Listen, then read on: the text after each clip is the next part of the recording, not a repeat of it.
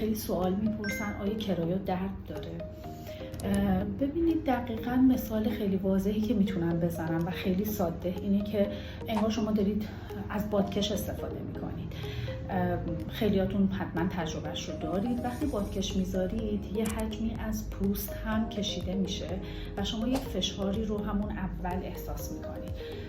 در حد 3-4 دقیقه ممکنه شما این فشار رو مخصوصا تو پهلوها، چون ما تو پهلوها حجم چربی کمتری داریم و به گوشت نزدیکتره و مسلما این حجم کشش رو شما توی پهلوهاتون ممکنه بیشتر از شکمتون داشته باشید. حالا بستگی داره به حجم چربی ها که بعضیا چربی بیشتری دارن و برعکس.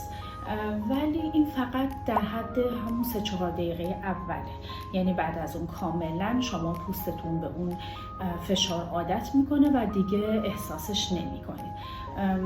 چون توی یکی از کلیپ ها این جواب این سوال این بود که آیا درد داره و ما گفتیم نه.